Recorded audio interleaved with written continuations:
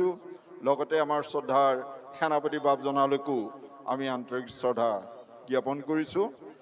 মোৰ এটা মনত কিছুদিনৰ পৰা এটা ভাৱ, এটা খেলি মেলি বা মোৰ হয়তো নিজৰে বুজাৰ কিবা গণ্ডগোল হ'ব পাৰে যে মহাভাগৱত শাস্ত্ৰৰ যি এতিয়া সপ্তম স্কন্ধৰ, নহয়নে বাৰু? সপ্তম স্কন্ধৰ প্ৰহ্লাদ চৰিত্ৰৰ সম্পৰ্কত প্ৰহ্লাদে দৈত্য শিশুগণক কেনেধৰণৰে উপদেশ দিছে, কেনেকৈ আমি ধৰ্ম পালন কৰিব লাগে, সেই সম্পৰ্কত সমস্তখিনি বিৱৰি কৈছে। এতিয়া মোৰ কথাটো এনেকুৱা যে মহাপুৰুষ শংকৰদেৱ গুৰুজনাই এই মহাভাগৱত শাস্ত্ৰৰে, হয়নে বাৰু, মহাভাগৱতৰে শাস্ত্ৰৰ ভাগৰ সাৰাংশ হৈছে আমাৰ কীৰ্তন ঘোষা। গুৰুজনাৰ বিৰচিত কীৰ্তন ঘোষা এই মহাভাগৱতৰ সাৰমৰ্ম। তাত প্ৰহ্লাদ চৰিত্ৰত সম্ভৱ 16 নম্বৰৰ অধ্যায়ত হ'ব নেকি, মই পাহৰিছোঁ বাৰু। তাত মানে গুৰুজনাই এফাকি পদ দিছে যে যক্ষ ৰক্ষ স্ত্ৰী শূদ্ৰ যত ব্ৰজবাসী পক্ষী মৃগু বিষ্ণু ভৈল কৃষ্ণ কৌপাসী। আমাৰ তাঁতী বাপৰ প্ৰতিহে মই অকণমান অনুৰোধ জনাইছোঁ এই বিষয়টো, যে গুৰুজনাই এই পদফাকি ইয়ালৈ আনিলে। প্ৰহ্লাদ আপোনাক সবে জানে যে চতুৰ্থ অৱতাৰ নৰসিংহ অৱতাৰৰ সময়, আৰু ব্ৰজধামৰ কথাটো, ব্ৰজবাসীৰ কথাটো আমি জানো যে মানে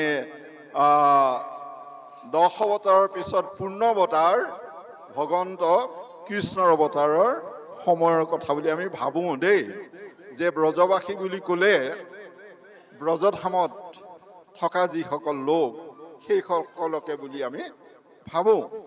এতিয়া মোৰ মানে কথাটো এনেকুৱা লাগিছে যে প্ৰহ্লাদ চৰিত্ৰত প্ৰহ্লাদে দৈত্য শিশুগণক তেনেধৰণে উপদেশ দিলে, যিটো তাৰমানে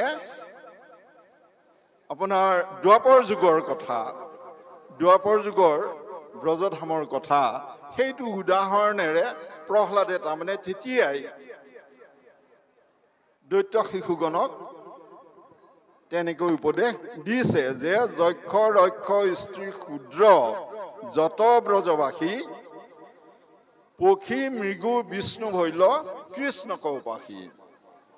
এই কথাটো মোৰ হয়তো বুজাৰ অকণমান খেলি মেলি হ'ব পাৰে যে গুৰুজনাই এই পদফাকি যে ইয়ালৈ আনিলে, প্ৰহ্লাদ চৰিত্ৰৰ প্ৰহ্লাদৰ জৰিয়তে দৈত্য শিশুগণক যে বুজাইছে, কথাখিনি উপদেশ দিছে, সেই সম্পৰ্কত মই অকণমান মানে নিজে জানিব বিচাৰোঁ যে পদফাকি ইয়ালৈ যে আহিল, হয়নে বাৰু, গুৰুজনাইতো এনেই অনা নাই। গতিকে কথাভাগ শ্ৰদ্ধাৰ তাঁতী বাপজনাৰ পৰা মানে আমি অকণমান জানিব বিচাৰিছোঁ, কাৰণ মোৰ মনৰ এই খেলি মেলিটো আজি বহুত দিনৰ খেলি মেলি মনলৈ কথাটো মোৰ আহিয়েই থাকে যে দ্বাপৰ যুগৰ কথাটো তো সত্য যুগৰো আগৰেই হ'ব, নহয়নে বাৰু? কাৰণ মানে নৰসিংহ অৱতাৰৰ সময়, ভগৱন্তৰ চতুৰ্থ অৱতাৰৰ সময়, আৰু ব্ৰজধামৰ কথাটো হৈছে যে 10ম অৱতাৰৰ পিছত পূৰ্ণ অৱতাৰ কৃষ্ণৰ অৱতাৰৰ সময়। গতিকে ইমান আগতীয়াকৈ, তাৰমানে ইমান আগতীয়াকৈ কেইযুগৰ আগত প্ৰহ্লাদে কথাখিনি কিন্তু দ্বাপৰ যুগৰ কথাখিনি মানে দৈত্য শিশুসকলক উপদেশ হিচাপে কৈছে। গতিকে শ্ৰদ্ধাৰ বাপজন, আমি ভাবিছোঁ আমি একেবাৰে অজ্ঞ, আমাৰ শাস্ত্ৰ অধ্যয়ন একেবাৰে নাই। কৃষ্ণ কৃষ্ণ, হয় হয়, মোৰ ক'বলগীয়া মানে কৃষ্ণ, অপৰাধ বিনাশন দেই, কৃষ্ণ। বৰ সুন্দৰ বিষয় সম্পৰ্কে কথাখিনি সুধিছে প্ৰহ্লাদৰ। এতিয়া ধৰক যক্ষ ৰক্ষ শ্ৰী শূদ্ৰ যত ব্ৰজবাসী পক্ষী মৃগ বিষ্ণু ভৈলা কৃষ্ণ কৌপাসী, এতিয়া এইখিনিতে বাপৰ মানে মনলৈ অকণমান সংশয় আৰু ভাবিছে যে প্ৰহ্লাদ আচলতে কোন যুগত জন্মগ্ৰহণ কৰিছিল, হয়নে বাৰু? কাৰণ আমি হিৰণ্যকশিপুক সৃষ্টিৰ প্ৰথম দৈত্য বুলি জানো, কাৰণ আদি দৈত্য বুলি কওঁতে সৃষ্টিৰ প্ৰথম দৈত্য। এই সৃষ্টিৰ প্ৰথম দৈত্য হিৰণ্যাক্ষ আৰু হিৰণ্যকশিপু। গতিকে সেই মুহূৰ্তত যিটো টাইমত 17,28,000 পৰমায়ু তাৰমানে সত্যযুগৰ আছিল। এইটো দাপৰৰ বা সত্যৰ শেহৰ ফালে হ'ব দেই। আৰু দাপৰ যুগৰ কথা, যেতিয়া দাপৰ যুগত ভগৱন্ত কৃষ্ণ অৱতাৰ হ'ল, কৃষ্ণ অৱতাৰত ব্ৰজবাসীৰ কথাটো আহে বা গোপীসকলৰ কথাটো আহে, বৃন্দাবনৰ কথাটো আহে, নহয়নে বাৰু? সেইদৰে যক্ষ ৰক্ষ আপোনাৰ কুবেৰৰ অনুচৰ আছিল। কুবেৰো যক্ষাধিপতি আছিলে। গতিকে এই যক্ষাধিপতি কুবেৰ আচলতে ভগৱন্তৰে তেওঁ দশ দিকপালৰ আন এজন। গতিকে এই দশ দিকপালৰ আন এজন কুবেৰো যক্ষাধিপতি, তাৰমানে যক্ষৰ ভিতৰত তেওঁ শ্ৰেষ্ঠজন আছিলে। 12 বৈষ্ণৱৰ ভিতৰত দশ দিকপালৰ ভিতৰত এজন। গতিকে যক্ষ কুলত কুবেৰক দেখুৱাইছে। আকৌ বৃন্দাবনত যিসকল গোপী আছিল দেই, বেভিচাৰী দুষ্টা ব্ৰজ যুৱতী, সেইসকলেও কৃষ্ণৰ চৰণত একো নাচালে। বোলে তেওঁলোকে বেদৰ বিষয় সম্পৰ্কে নাজানিছিল, অনাচাৰী আছিলে, কিন্তু সেইসকলেও কৃষ্ণৰ চৰণত ভক্তি কৰি বনৰ পশু পক্ষী মৃগকে আদি কৰি তাৰমানে কৃষ্ণৰ স্বৰূপ ধাৰণ কৰি কৃষ্ণৰ লগত একাত্মা হৈছে। আচ্ছা, এই কথাটো প্ৰহ্লাদৰ মুখে দৈত্য শিশুসকলৰ ওচৰত প্ৰকাশ হৈছে। তেতিয়া বাপজনৰ আচৰিত বিষয় এইটোৱে যে তেওঁ জন্ম হৈছে আপোনাৰ সত্য যুগ প্ৰহ্লাদ, নহয়নে বাৰু? এতিয়া দাপৰ যুগৰ বা তেতীয়া যুগৰ বিষয় সম্পৰ্কে তেওঁ কেনেকৈ জানিলে? তেওঁ জানিব, তেওঁ নজনাৰ কথা একো নাই। কিয় জানিব? ভগৱন্তই গীতাত কৈছে যে মই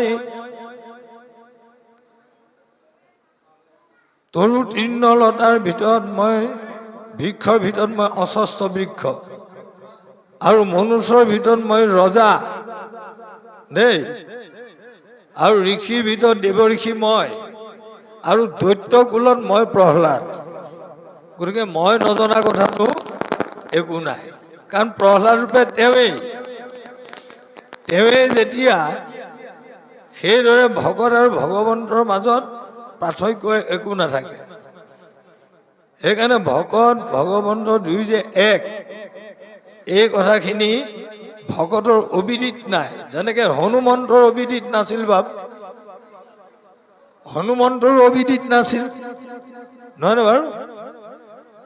হনুমন্তই গীতা যেতিয়া শ্ৰীকৃষ্ণই কুৰুক্ষেত্ৰৰ ৰণ প্ৰাংগণত কৈছিল, ভগৱন্তৰ নিজ মুখে নিগৰি ওলাইছিল, কিন্তু হনুমন্তই কি ক'ব নক'ব কুৰুক্ষেত্ৰৰ মহাসমৰত সেই গীতা কিন্তু পূৰ্বতে তেওঁ টীকা কৰি থৈছে। যুগ যে তেতাতৰ ঈশ্বৰৰ কৃপাত অৰ্থ জানি মহাভাগে, নাহি ভাষ্যহন্তে ভক্ত হনুমন্তে টীকা কৰি লন্ত আগে। গতিকে তেওঁ যিহেতু মহাভাগৱত, গতিকে মহাভাগৱতৰ অবিদিত নাথাকে বা ভকত আৰু ভগৱন্ত একে বস্তু। সেয়েহে প্ৰহ্লাদে এইখিনি কথা, আৰু আন ফালৰ পৰা যেতিয়া নাৰদে আপোনাৰ তেওঁৰ আশ্ৰমত ধৰক যেতিয়া ইন্দ্ৰই কায়াধূপ হিৰণ্যকশিপুৰ তপস্যাৰ প্ৰভাৱত 14 লোক যেতিয়া কম্পমান হৈ গৈছিল তেতিয়া দেৱতাসকলেও নিজ নিজ স্থান এৰি ভয়ত ত্ৰস্তমান হৈ পলায়ন কৰিবলৈ বাধ্য হৈছিল। তেতিয়া হেৰিয়ে ভাবিছিল ইন্দ্ৰই যে হিৰণ্যকশিপুৰ তপস্যাৰ প্ৰভাৱতে আমাৰ এই দুৰ্দশাগ্ৰস্ত হৈছে। তেতিয়াহ'লে কায়াধুৰ গৰ্ভত থকা যিজন পুত্ৰ এইজনেতো আমাৰ সমস্ত জগতকে আপোনাৰ দেহ কৰি মাৰিব পাৰে, নাশ কৰি দিব পাৰে দেৱকুল। গতিকে তাৰ কাৰণে ইন্দ্ৰদেৱ এটা ভয়ভীত হৈ কি কৰিছিলে, কায়াধুক ধৰি নিছিলে। কায়াধুক ধৰি নিয়াৰ লগে লগে নাৰদ আহি তাত উপস্থিত হৈছিল যে হে দৈত্যৰাজ হিৰণ্যকশিপু, তুমি এগৰাকী মহাসতী, এগৰাকী সতী স্ত্ৰীক এনেধৰণেৰে তুমি নিয়াটো তোমাৰ উচিত হোৱা নাই, এইটো তোমাৰ অনুচিত হৈছে। তেতিয়া তুমি পৰস্ত্ৰী, গতিকে তুমি ত্যাগ কৰা। গতিকে এওঁক এনেধৰণে কৰাটো শোভনীয় হোৱা নাই দেই, কাৰণ তেওঁৰ স্বামী তপস্যাত আছে। সেইকাৰণে হিৰণ্যকশিপুৰ অকম্পন বীৰ বুলি কৈছে। তেতিয়া ইন্দ্ৰই কি কৈছিলে, বোলে হে দেৱঋষি, মই মুঠতে এতিয়া হিৰণ্যকশিপু ঔৰসে কায়াধুৰ গৰ্ভত যিটো সন্তান স্থিতি হৈছে, তে হিৰণ্যকশিপুৱে যেতিয়া 3 লোক 14 লোক কম্পমান কৰিছে, অকম্পন বীৰ হিৰণ্যকশিপু কিন্তু অকম্পন বীৰ দেই, যাৰ ভয়ত শস্য নুৰুলেও আপোনা আপুনি গজি উঠিছিলে। গতিকে এওঁৰ পুত্ৰই হয়তো গোটেই 14 লোক দেই নাশ কৰি দিব পাৰে, দেৱলোক নাশ কৰি দিব পাৰে। গতিকে জন্ম হোৱাৰ লগে লগেই এওঁক বধ কৰিম। তেতিয়া কৈছিল, ৰ'বা, তুমি কায়াধুৰ গৰ্ভত কি আছে জানানে? ভাগৱত নহয় কিন্তু, ভাগৱতৰ ওপৰত, ভাগৱতৰ সমস্ত তত্ত্ব হৃদয়ত স্থিতি কৰি যিজন সিদ্ধ পুৰুষ, তেওঁৰ গৰ্ভত মহাভাগৱত আছে। গতিকে মহাভাগৱতে নজনা কথা একো নাই, গম পাইছেনে বাপ?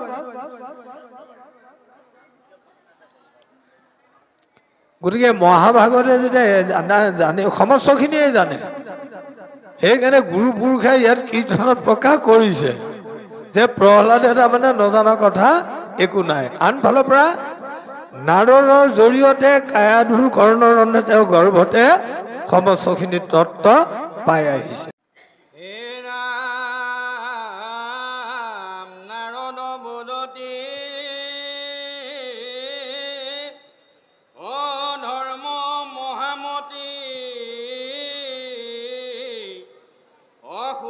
পাছে যেন ভৈল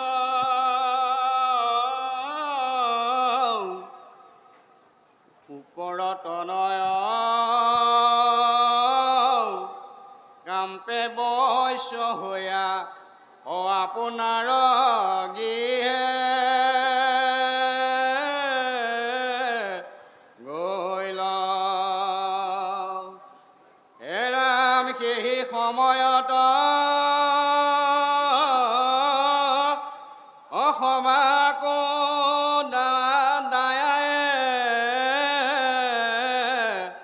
দৈত্য শিশু সমস্তত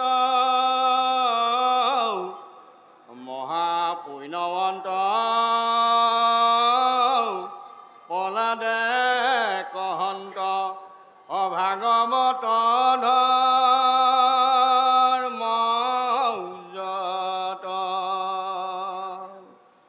ৰাম দুলৈব দুলভ মনুষ্য অজন্ম যিটো পায়া অবুদ্ধিমন্ত যেবে হয় কুমাৰ কালত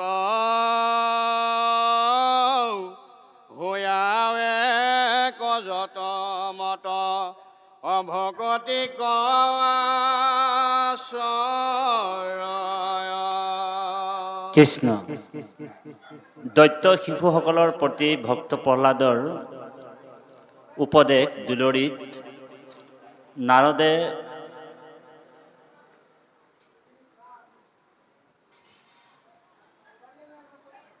ধৰ্মৰজা যুধিষ্ঠিক কৈছে, শুক্ৰৰ তনয় কামে বৈশ্য শুয়া আপোনাৰ গৃহে গৈল, সেহি সময়ত সবাকো দায়ায়ে দৈত্য শিশু সমস্তত। আপোনালোক জানে ভক্ত প্ৰহ্লাদৰ পিতৃ আছিল হিৰণ্যকশিপুৰ, আৰু এই হিৰণ্যকশিপুৰ আৰু হিৰণ্যাক্ষ দুজন আদি দৈত্য আছিল।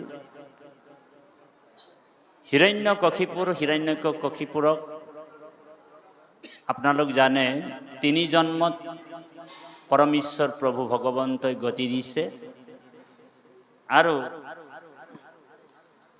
বৈকুণ্ঠৰ 2জনেই পাৰিষদ আছিল, জয় আৰু বিজয়। সন্ত মহন্ত অপমান কৰাৰ কাৰণে বৈকুণ্ঠৰ পৰা খহি আহি মৰ্ত্যলোকত তেওঁলোকে জন্মগ্ৰহণ কৰিবলগীয়াত পৰিছিল। সনক সনাতন সদানন্দ আৰু সনত কুমাৰক বৈকুণ্ঠলৈ যাবলৈ বাধা কৰাত লগে লগে চাৰি সিদ্ধই 2জন পাৰিষদক অভিশাপ দিলে যে যিহেতু তোমালোক বৈকুণ্ঠৰ ভকত বুলি নিজকে পৰিচয় দি আছিলা, কিন্তু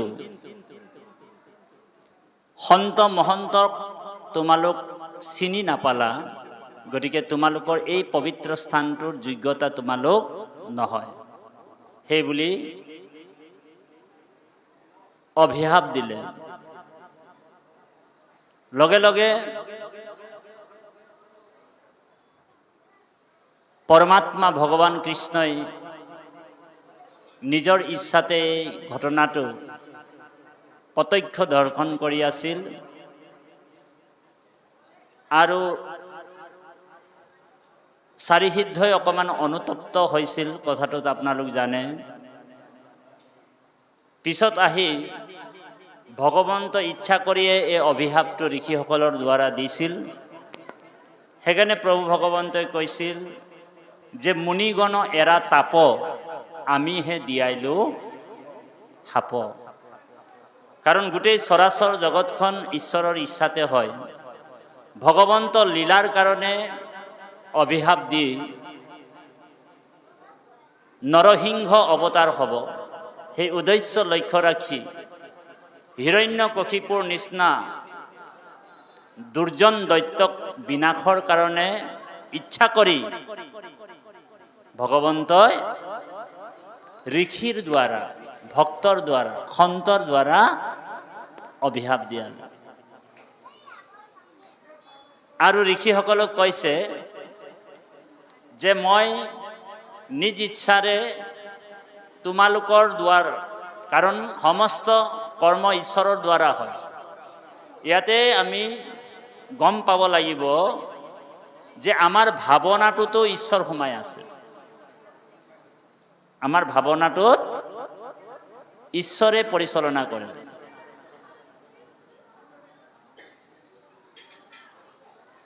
সেইকাৰণে সংস্কৃত শ্লোকত কৈছে, না দেৱ বিদত্তে কাষ্টেন পাষাণেন ম্ৰিয়মাণে ভাভি সৰ্বত্ৰ ভাভি কাৰণম। ভাৱটোৱে মূল বস্তু। না দেৱতা বোলে কাষ্ঠত আছে, কাঠৰ মূৰ্তিত আছে, ন ম্ৰিয়মান মূৰ্তিত আছে, মাটিৰ মূৰ্তিত আছে, ন শিলৰ মূৰ্তিত আছে, বোলে ভাৱটোহে মূল বস্তু। ভাৱেহে তাত প্ৰতিষ্ঠা কৰে, হয়নে বাৰু? সেইকাৰণে ভাভি সৰ্বত্ৰ, আৰু ঈশ্বৰৰ সমস্ত জগতখন ঈশ্বৰৰ দ্বাৰাই পৰিচালনা হয়।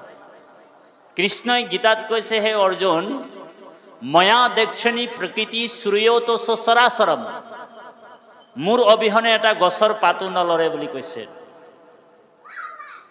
সেইকাৰণে বিষ্ণু ইদম জগত, গোটেই জগতখন ঈশ্বৰৰ দ্বাৰাই পৰিচালনা হয়। আৰু ঈশ্বৰে সমস্ত হৃদয়ত, সকলো প্ৰাণীৰ হৃদয়ত ঈশ্বৰেহে আছে, ভগৱানেহে আছে। মহাপুৰুষ গুৰুজনাই কৈছে, সেইকাৰণে সমস্ত ভূততে আছো মই হৰি, সবাকো মানিবা তুমি বিষ্ণু বুদ্ধি কৰি। ঈশ্বৰৌ সৰ্বে ভূতেষু ভূতাত্মা অৱস্থিত, সমস্ত ভূতত মানে সমস্ত প্ৰাণীত মইহে আছো। সেইকাৰণে বেদস্তুতিটো কৈছে, আৰু ভাগৱতৰ দশমতো কৈছে গুৰুজনাই, পঞ্চভূতে নানা হৰিৰ স্ৰজিয়া, প্ৰৱেশিতা তলীলায়, কৰন্ত শোভন যিটো নাৰায়ণ, প্ৰণামো তাংক সদায়। পঞ্চভূত নানা শৰীৰ স্ৰজিয়া, প্ৰৱেশী তাত লীলায়, কৰন্ত শোভন যিটো নাৰায়ণ, প্ৰণামো তাংক সদায়।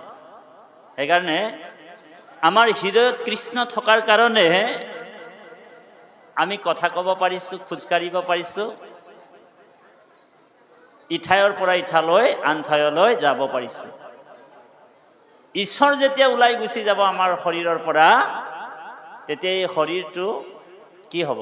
কাৰণ পঞ্চভৌতিক শৰীৰ, হয়নে বাৰু? এই পঞ্চভৌতিক শৰীৰটো ভেল হৈ যাব। ইয়াক কোনোবা কুচি খুচি কিনি যদি জ্বলাইও দিয়ে, তেতিয়া আপুনি মই গম পামনে?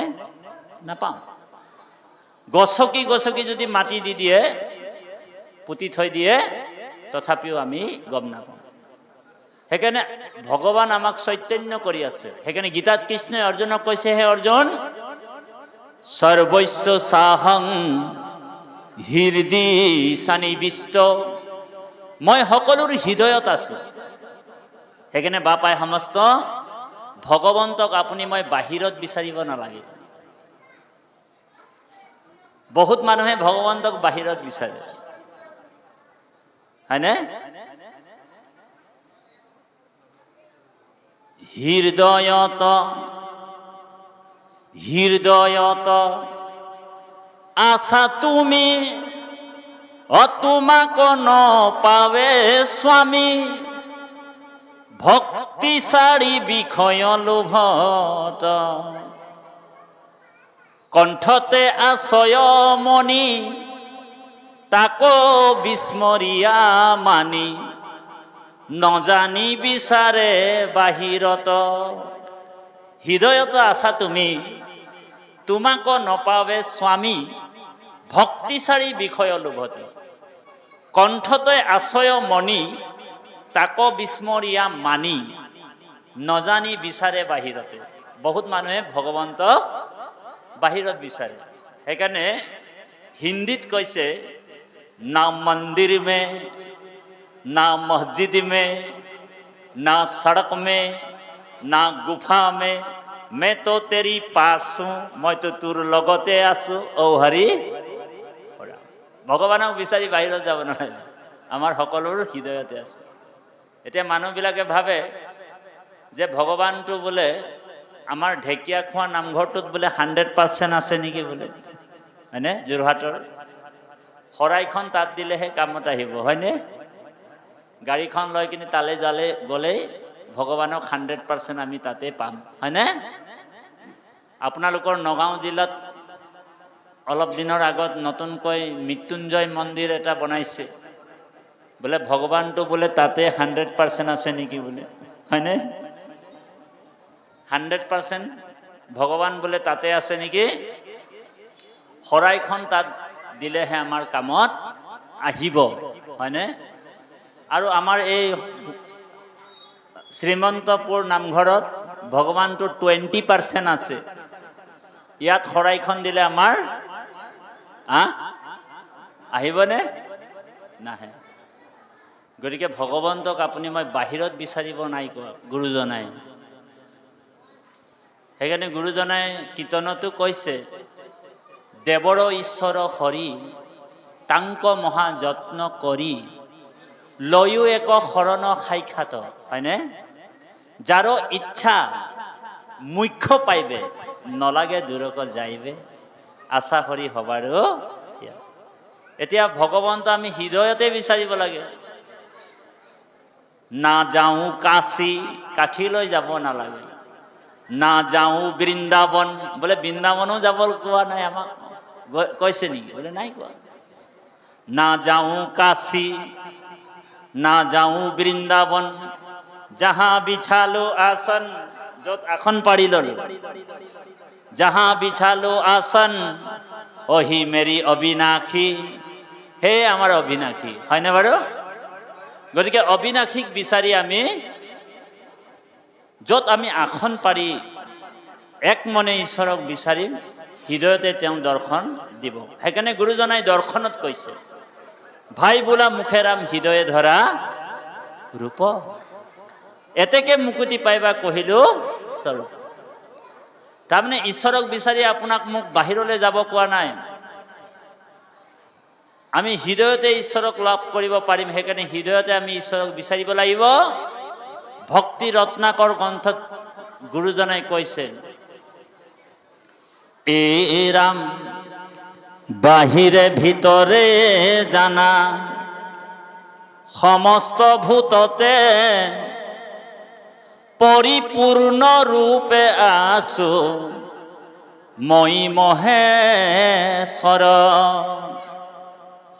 যেন জগতত ব্যাপী আশয় আকাশ, সেহি মতে সমস্ততে কৰোহু প্ৰকাশ।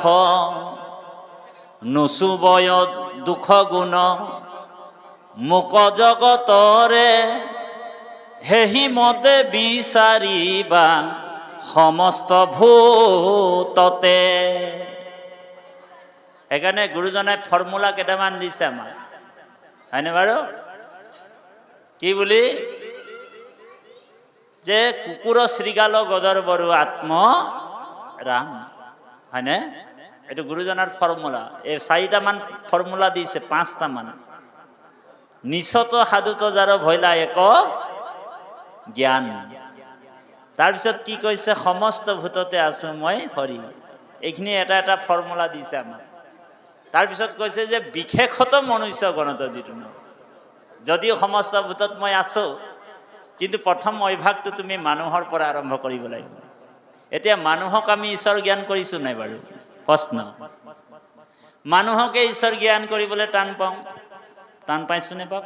ইজনে ইজনক যদি কেনেবাকে কৃষ্ণ বাপ বুলি কওঁ, কেনেবাকে যদি স্পেচিয়েল ড্ৰেছত হয়, তেওঁ মানে থাকে বজাৰে ঘাটে হাতে বাটে, পটককে যদি কৃষ্ণ বাপ কৰি কৈ দিয়া হয়, তেখেতে কি কয় বাৰু? কয়। তাৰমানে আমাৰ তাঁতী বাপক যে কৃষ্ণ কৈছে, কোনোবাই বাপজনে মোক কৃষ্ণ কৈছে, মই তেখেতক কৃষ্ণ কৈছো, তাৰমানে তাঁতী বাপৰ ডেড বডিটোক, মানে বডিটোক কোৱা নাই। তাঁতী বাপক যোনে পৰিচালনা কৰি চৈতন্য কৰি ৰাখিছে, সেইজনকহে কৃষ্ণ বুলি কৈছে।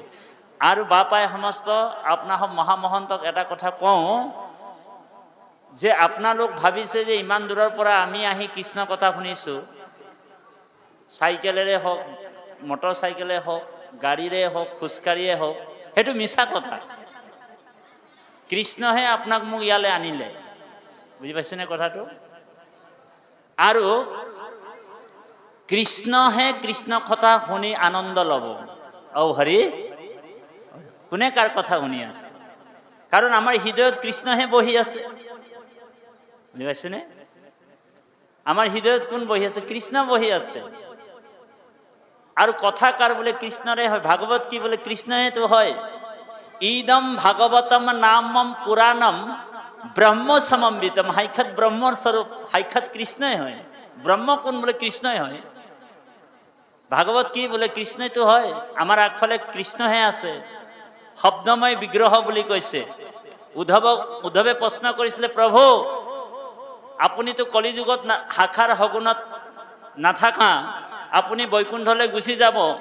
তদৌ বিয়োগনে তে ভক্তা কথম স্থাসন্তে ভূতলে, তোমাৰ বিয়োগত তোমাৰ ভকতে তোমাক ক'ত লগ পাব, ক'ত দৰ্শন পাব?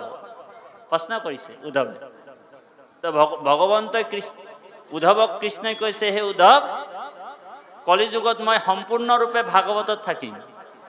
তিৰুধায়ে প্ৰবিষ্টয়ম শ্ৰীমদ ভাগৱতাৰ অৰ্ণভম, তেমনয় বাগ্ময় মূৰ্তি প্ৰত্যক্ষ বৰ্ততে হৰে, সেৱনাথ সৰ্বনাথ পাঠো দৰ্শনে পাপ নাশিনী। সাক্ষাৎ ভাগৱতত মই সোমাই থাকিম।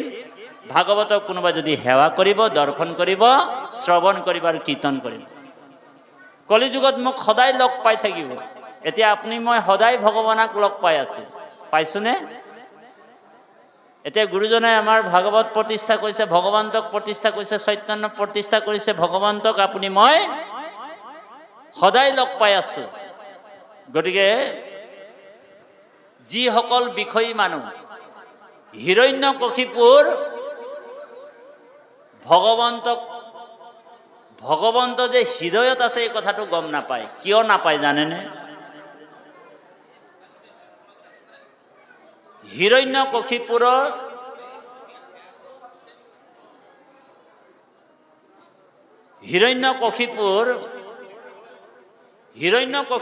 হৃদয়তো ভগৱান আছিল। বৰ গুৰুত্বপূৰ্ণ কথা, ধ্যান দি শুনিব। যেতিয়া হিৰণ্যকশিপুৰৰ অত্যাচাৰ হ'ল, আপোনালোক জানে 5 বছৰীয়া শিশু ভক্ত প্ৰহ্লাদক হিৰণ্যকশিপুৰে নানান দুৰ্গতি দিলা, অনেক দুৰ্গতি দিছিল। হাতীৰে গছকালে, কালকুট বিষ খুৱাইছে, পৰ্বতৰ ওপৰৰ পৰা 4000-5000 ওখ পৰ্বতৰ ওপৰৰ পৰা হিৰণ্যকশিপুৰে দৈত্যসকলক উপদেশ দি ভক্ত প্ৰহ্লাদক পৰ্বতৰ ওপৰৰ পৰা পেলাই দিলে, দলিয়াই। ডিঙিত প্ৰকাণ্ড শিল বান্ধি সমুদ্ৰত পেলাই দিলে। পেলালেনে? কিন্তু ভক্ত প্ৰহ্লাদক হিৰণ্যকশিপুৰে নানান দুৰ্গতি দিলা, শৰীৰ নামৰ প্ৰভাৱে তাহান লোম নৰলিৰা। হয়নে? এডাল লোম লৰাব পাৰিলনে? হিৰণ্যকশিপুৰ ভক্ত প্ৰহ্লাদে অনেক দুৰ্গতি দিছিল, কিন্তু ভক্ত প্ৰহ্লাদক অনেক দুৰ্গতি দিয়াৰ পিছতো লোম লৰাব নোৱাৰিলে। কিয় নোৱাৰিলে? কাৰণ ভক্ত প্ৰহ্লাদে সুদৃঢ় বিশ্বাসে ভগৱন্তক ভক্তি কৰিছিল। এতিয়া বাপাই সমস্ত হুলস্থুলটো কিয় কৰিছে বাৰু? হুলস্থুলটো কিয় কৰিব লাগে হে বাপাই সমস্ত? আমাৰ এই আসনত বহি থকা বাপজনক সেৱা জনাইছোঁ। অ প্ৰভু কৃষ্ণ, আপুনি অকল হৰিধ্বনি দিব। কৃষ্ণ ঔ হৰি ঔ ৰাম, সেৱা কৰিছে, হৰিধ্বনি দিব। গতিকে প্ৰসাদ বিতৰণ কৰা বাপসকলকো সেৱা জনাইছোঁ। সকলোকে আনন্দ মানে প্ৰসাদ এমুঠি মুঠি পাবই, চিন্তা কৰিবলগীয়া কথা নাই।